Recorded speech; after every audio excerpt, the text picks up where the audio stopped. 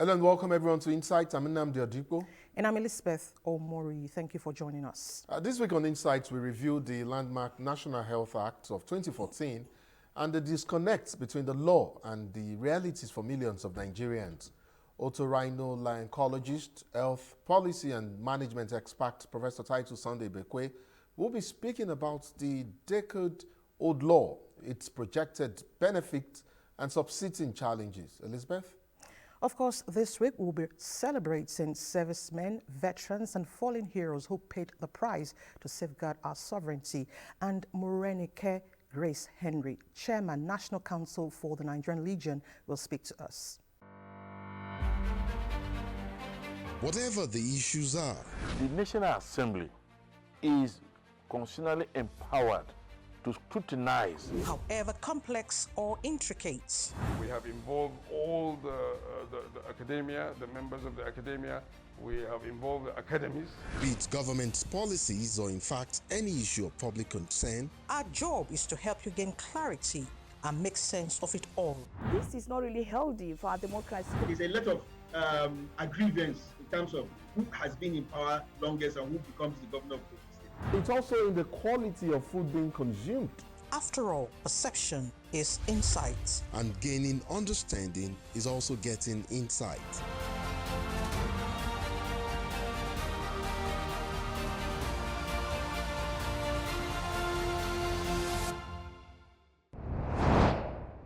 It's been a decade since the landmark National Health Act became law in 2014, yet there appears to be a profound disconnect between legal entitlements and the reality for millions of Nigerians. The act in itself guarantees free emergency care, and a basic minimum package of health services funded by dedicated public resources. However, I'm not sure which is worst, whether it is the widespread ignorance or the systemic failure over time, that have continued to render these rights and protections ineffective. Again, I ask, which is worse?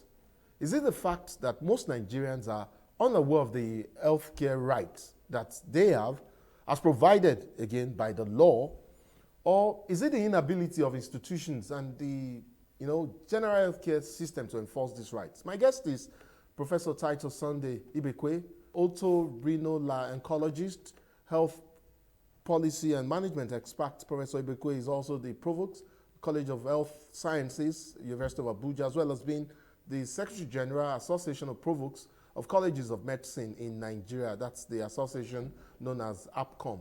Professor, I'm glad to have you come into the studio to speak on the issue that we have at hand. Thank you so much indeed for making the time. Thank you, Nnamdi. Happy New Year to Nigerians. I'm glad to be here. Compliments of the season to you, yeah, Prof. Thanks. Well, it will seem like I sounded like my primary focus, or the primary focus of our discussion will be on sections 20 of the NHA, which makes provision for rights to emergency care. But that's not my ultimate intention.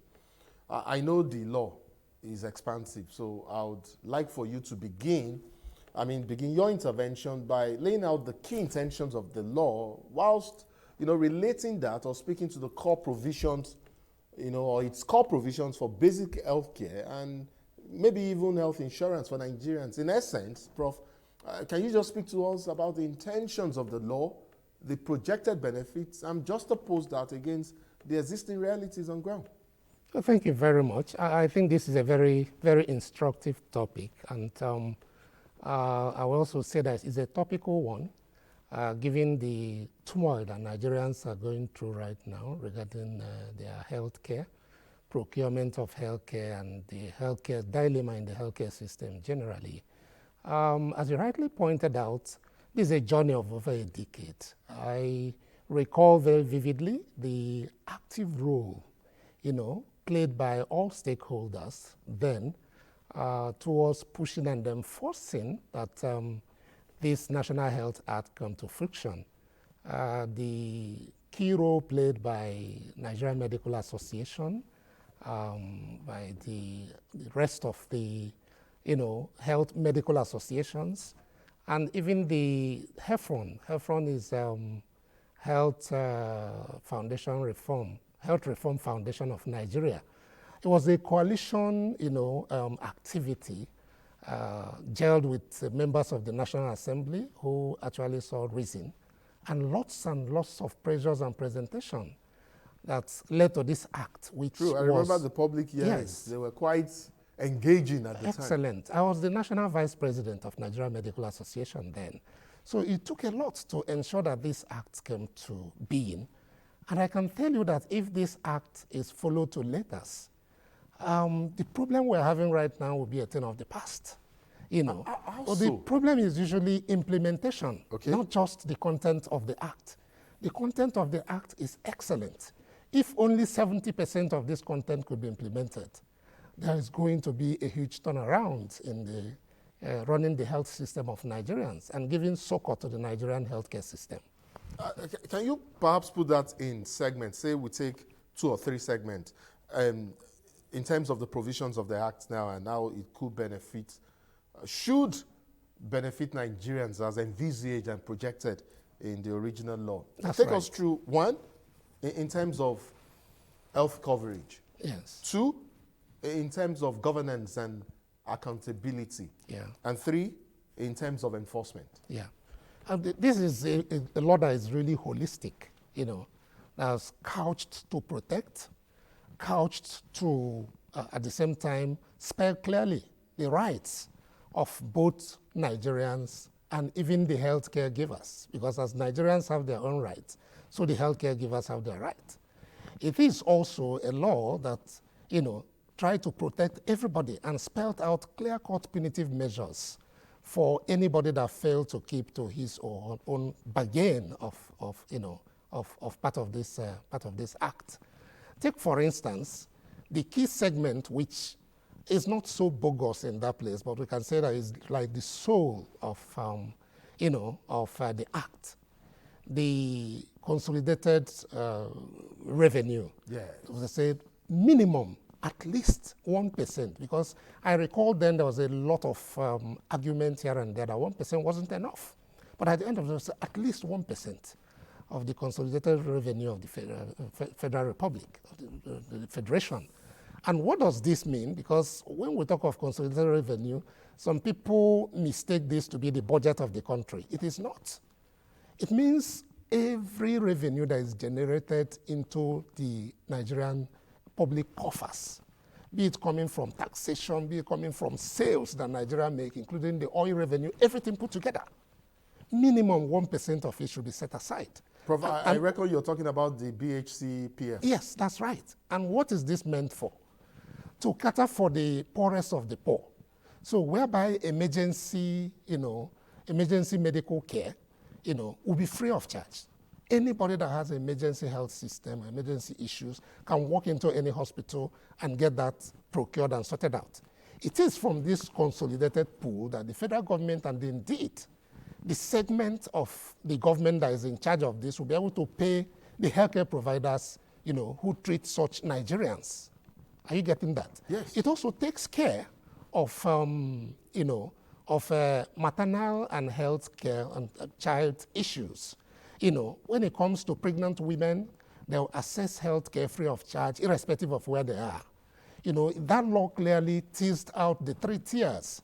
It divided the healthcare system into 3, whereby the primary health care is handled by the local government, clearly stated, assisted by state government. I can say that today is even made easier by the federal government granting autonomy to, the local government, so that their funding can come directly to them. So they are fully in charge of primary health care. Whereas the secondary healthcare system is the key responsibility of the state government. And tertiary healthcare system and quaternary healthcare is the responsibility of federal government. You can see there is a clear division of labor here now, yes, if you agree with me. Okay, then it is also from this consolidated fund that it is expected that preventative healthcare system will also be maintained.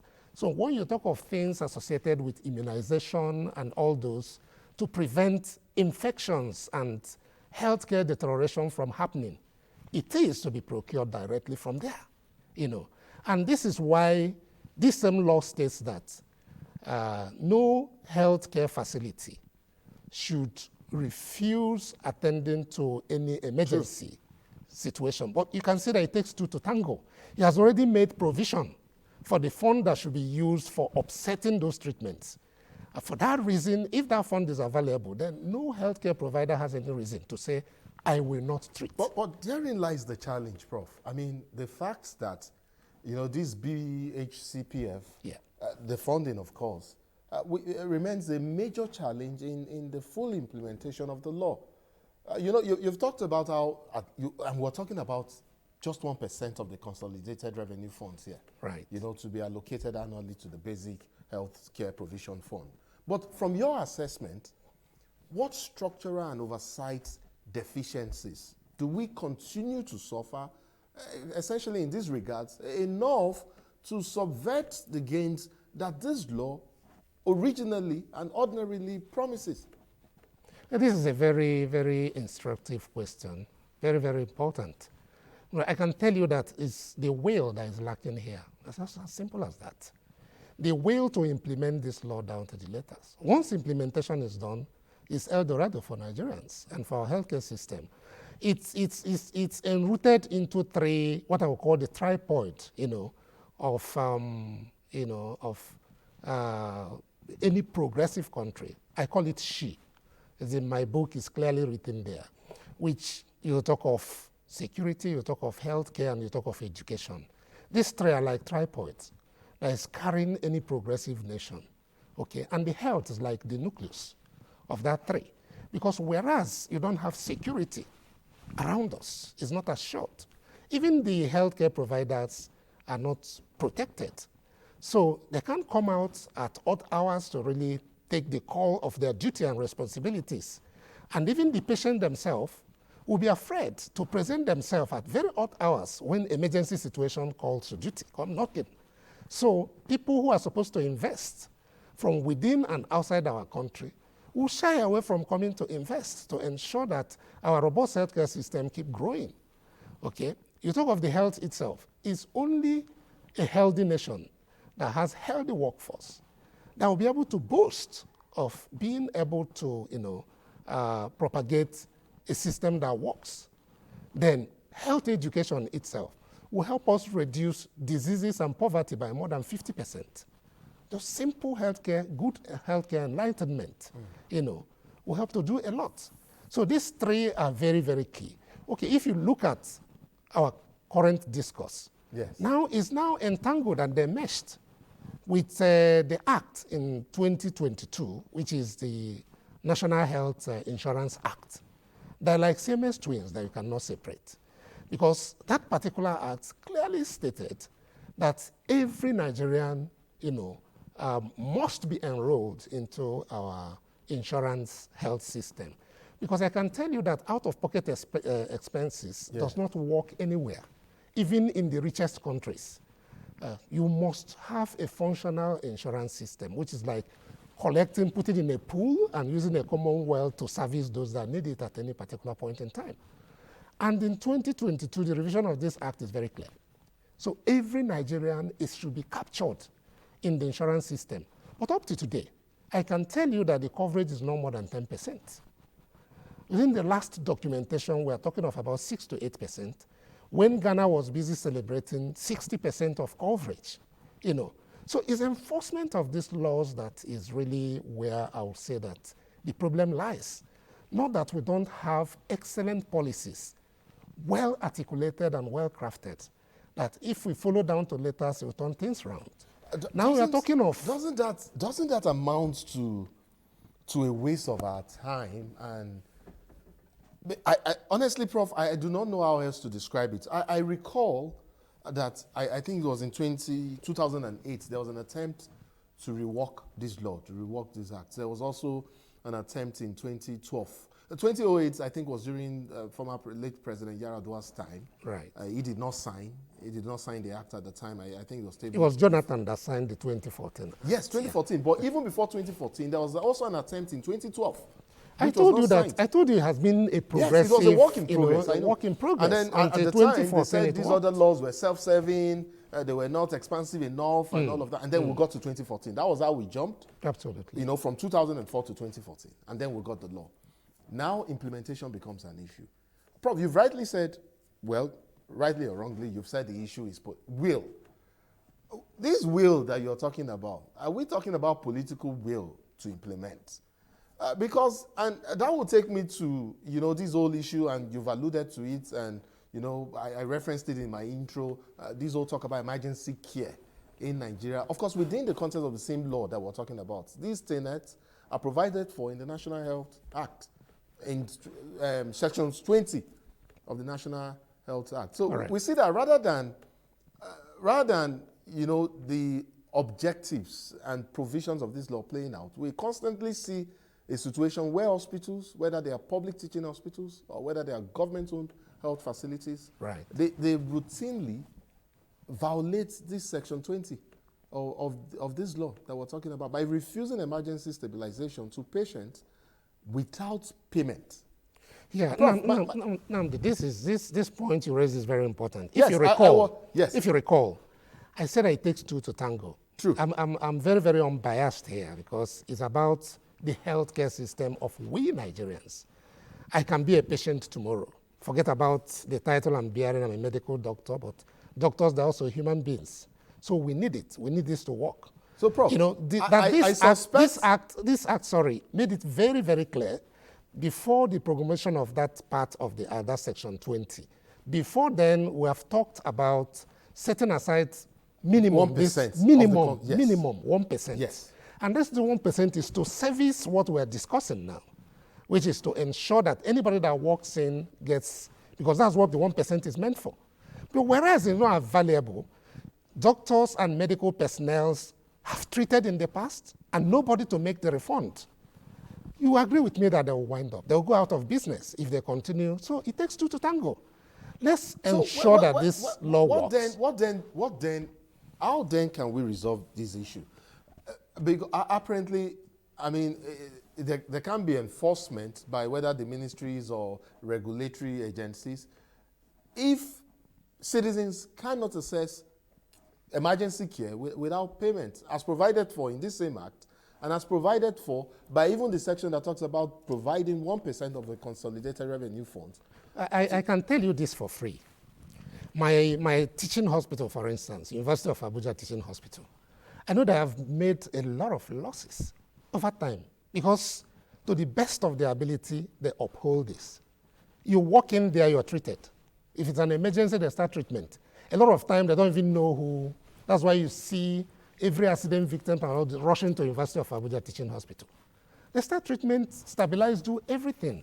But at the end of the day, most of the time, you won't even see the relatives of the patient at the end of the day. And this 1% or minimum 1% is not working. That should have offset and take care of that. Okay, let's say because it's a federal government agency, so they have some shocks and supports here and there. But if it is primarily, a primary private entrepreneur that doesn't have any support from anywhere, it becomes, it can't be self-sustainable any longer if they keep on doing this, and when you're supposed to go to clearing house and get those sorted out, it's not done. So it's still early enough because your worry is, where do we start from? I can tell you that what we're doing now is a starting 10 years point. after? Yeah, it's better. Whenever you wake up is your own morning. So that we're discussing, that's an Igbo adage, by the way. we're talking Okay, about Madu this. Tete, That's it. We're talking about this and discussing it now. And we also have a very responsive Federal Ministry of Health.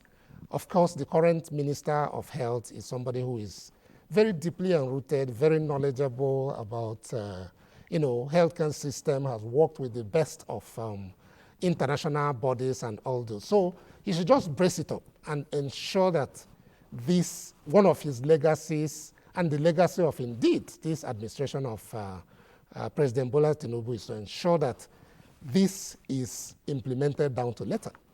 And a rider to that is what we call the Abuja Declaration, because some of these things you cannot disentangle. They move together. Nnamdi in 2000, under President Obasanjo, Abuja hosted all African nations to a treaty where they discussed, the issue was primarily on healthcare, how to get it correct and get it right across the continent. At the end of the day, following research and presentations and deep, interface and intercourse of ideas, they came up with this, that minimum that is needed for any functional healthcare system for any nation is minimum is 15% budgetary allocation of such a country to healthcare system. And indeed, all the African countries in attendance, including Nigeria, the host, they signed this treaty. But I can tell you that between that 2000 till now, we have never gotten there. In fact, we're dancing around 5% to 8%, which I can tell you the best is like 50% of minimum that is required. So how would you be able to get it right then? I bet that we have the best, healthcare professionals. I can beat my chest and tell you that. Because if you go to the best healthcare centers across the world, you see arrays of healthcare professionals, Nigerians, who are there giving services, and they are highly sourced for because of the level of training that they are given in this country of ours. So we have the best, that is true. And that's why they are being poached left, right, and center. And you must do something to be able to retain yours, because labor moves towards higher wages. True. No matter how we preach till tomorrow. So we must be very intentional towards seeing how we reverse this system as much as possible. And better the system here. Otherwise, we continue to have this migration of skills from Nigeria to other parts of the world. Correct. Prof, I see how you've placed everything on the table of our inability or government's inability to meet that provision of the law that talks about allocating 1% of the consolidated revenue fund, for the provisions of, issues like emergency care. Yeah. And the enforcement of... enforcement, because it comes down to enforcement. Yeah, enforcement. Yes, and, it comes down... and recall, I said that it cannot be disentangled from the National Health Insurance Act. Yes. So the insurance system must also work to be able to give succor and support to this. And our budgetary allocation system must be a functional one. We should aim at that minimum of 15%. I tell you, Nandi, if we're able to get this round, these three right, Nigeria is going to be the hub as it used to be. In the early days, people from all developed countries will come here to source for their health because we have what it takes, and we're going to render that at even cheaper rates. The turnaround that happened in India is going to be the portion of Nigeria. Once we do that, you see our best of the best coming back to invest here. Yeah. That will just be another of the day. And all these stories will be a thing of the past. Yes, Prof. And I was going to say that I agree with you, and I do agree with you. The problem is enforcement. And a lot of people have raised issues about how to go about enforcing, these provisions of the law. And, specifically because it is a law. And how do you compel government to enforce a law that it pushed or made in the first place? I'm talking about the gap between legislative intent now and judicial enforcement. Absolutely.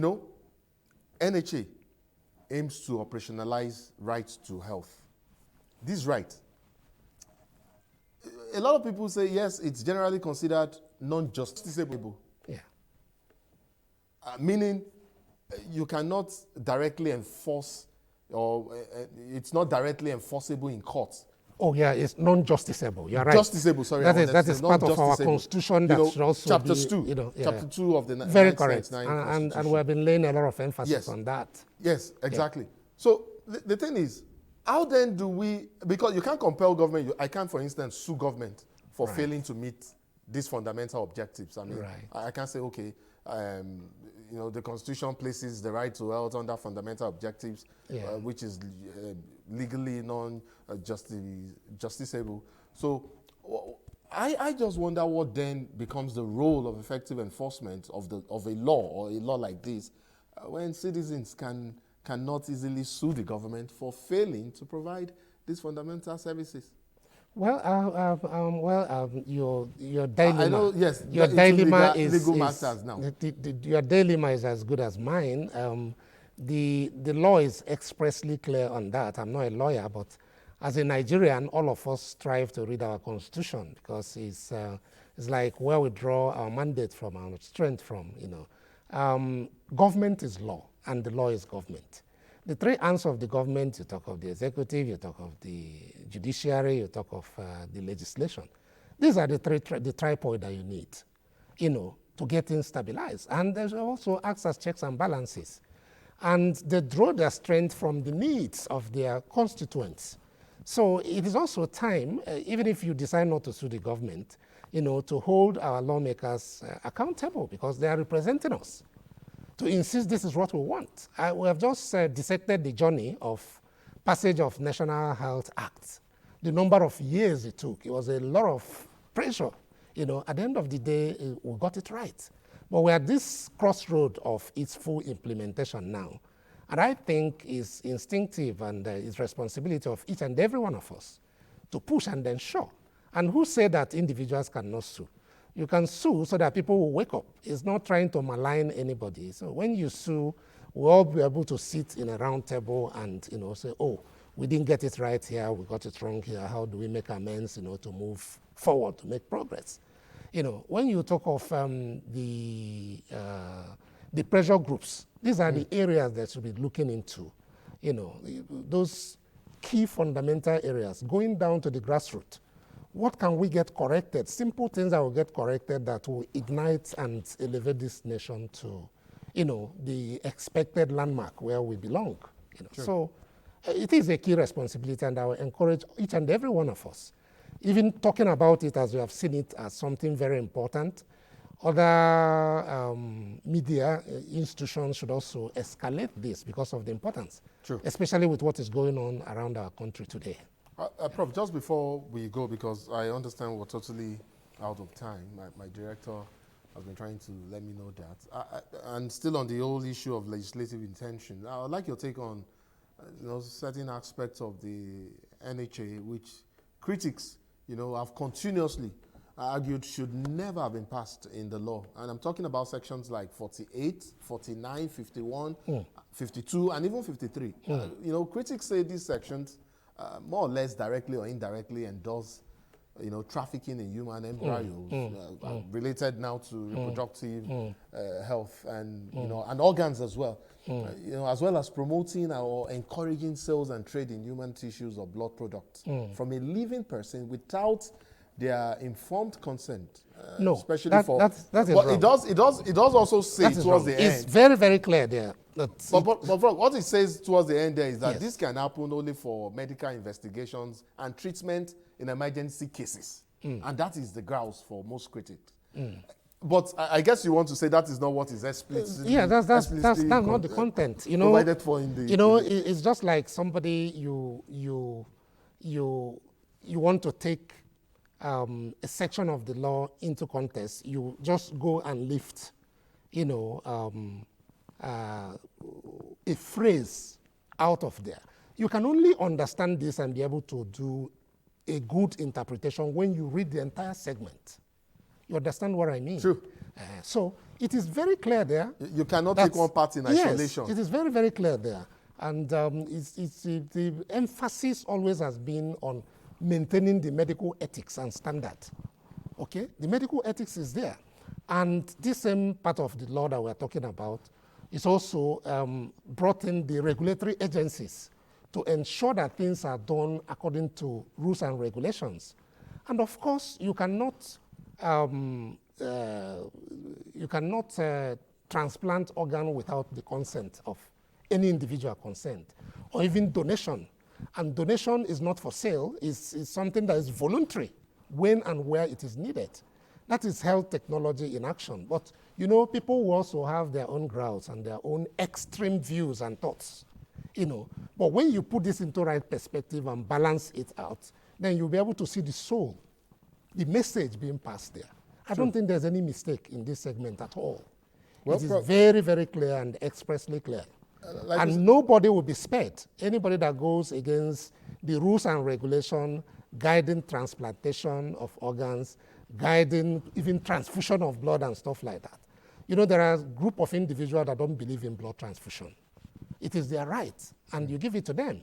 If they present something to you and say, don't transfuse me and stuff like that, that is their own right. But they must not, force it down the throat of everyone. those that do not believe in that, because we are talking of science here. And science is science, but science without regulation can be dangerous. And that regulation is very clearly stated and inserted in that segment of the law. And anybody can go and read it. Read the full segment and not just take a section. This is an expansive law, like we said from the get-go, from the start. There are different sections. I know we've talked about sections 20 and a few others. There are, of course, other sections that are equally as important.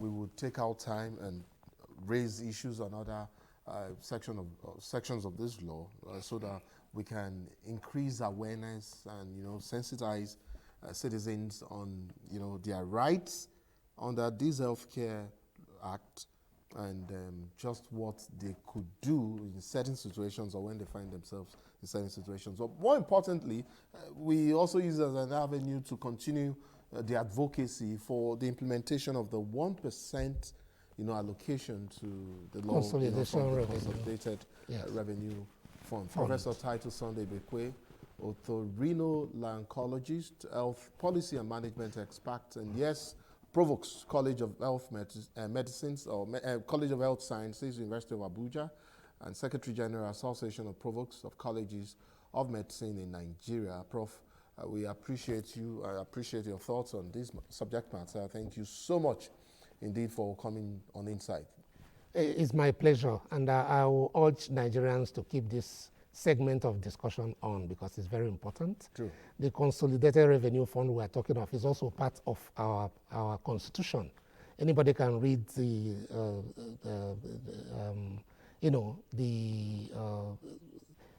chapter 81 of the constitution. It's very, very clear there.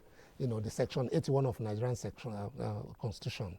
So it's there, it's well embedded.